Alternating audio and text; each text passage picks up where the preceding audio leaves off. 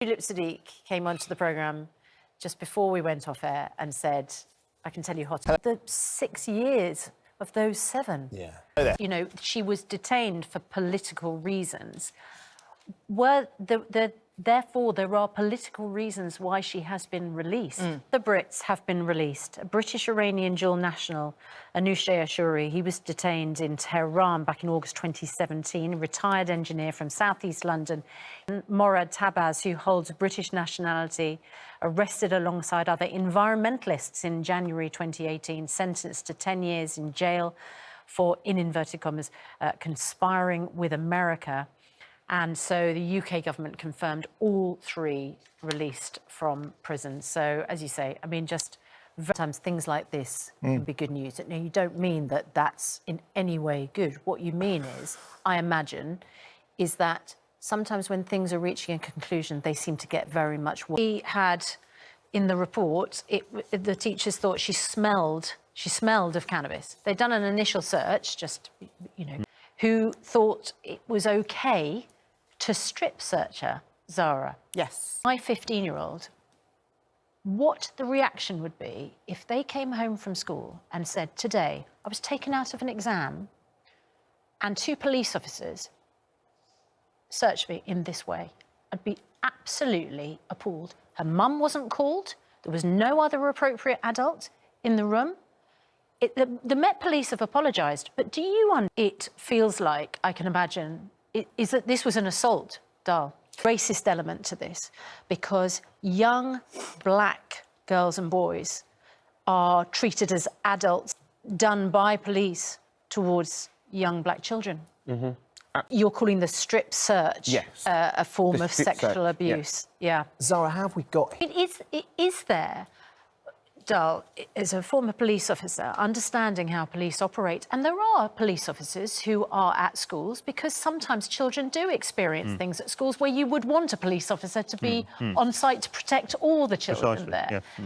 But unless somebody was accused how a strip search would ever be justified on school premises, and certainly not of a child, really regrettable, and they have apologised. Is that enough, Zara? Were not the school's police officers. No. They... Good morning, it's just gone 6 o'clock. Welcome to the programme. Well, yesterday morning, I have to say, Ben, yesterday morning, as we opened the programme, we knew that something might be happening. And then to press this morning that there's going to be an announcement at 10 o'clock. And then, of course, mid-morning, we found out that Nazanin was coming home finally after 6 long years. It's an extraordinary thing. We've been in the studio with Richard on so many occasions. Yeah. Richard Ratcliffe, her husband, who has been so dignified and composed and relentless in his battle to bring his wife and the mother of their daughter home, and always has just been so eloquent in the way that he's managed to sort of navigate that very tricky political line between speaking out about the government, letting him down, and sort of pushing the agenda. Because the consequences for Nazanin could be dreadful. Yes. He made the courageous decision to do that, even risk his own life by going on a hunger strike. A number of occasions, and that was only last year, wasn't it? And I think that when that news, and I was at home when he started getting a sense of that news, that just even us as journalists, and we're not part of the family, that I was anxious for them because there's been so many false dawns, so many opportunities when they think that she might be coming home and then it's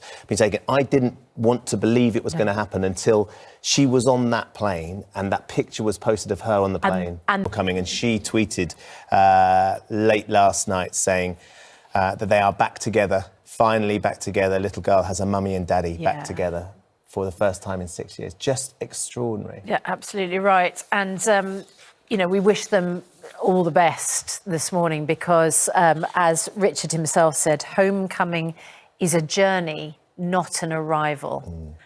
So, you know, they've got a lot of getting to know each other again, haven't they, after 6 years? And picking up with what's been going on, and Gabriella's grown and changed so much. Yes. She's only 7 and her mum's been, you know, in prison in some way, shape or form you know, and of course it's the broader point as well as understanding, you know, the questions. I think this is one of the things that Richard, again, so dignified yesterday, questions about what needs to be learnt from this. Now is not the time for them as a family to ask, why has it taken so long? What could have happened differently to take place? And equally, this was connected to a debt from back in the 70s. 400 million that we owed them.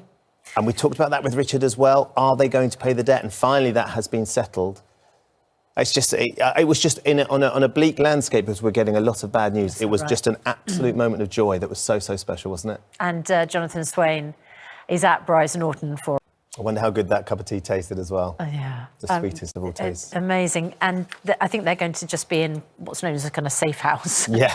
And a safe house so that they can have some privacy just to get over the next couple of days. And as I said, we wish them all the very best. It's our main story. We're going to be talking to Richard's sister, as you said, and also to a lawyer with redress, who are the legal representatives for Richard Ratcliffe, who can just talk us through, for instance, the risks that Juliet Sadiq was talking about there, that he went through in order to campaign for his wife to be released.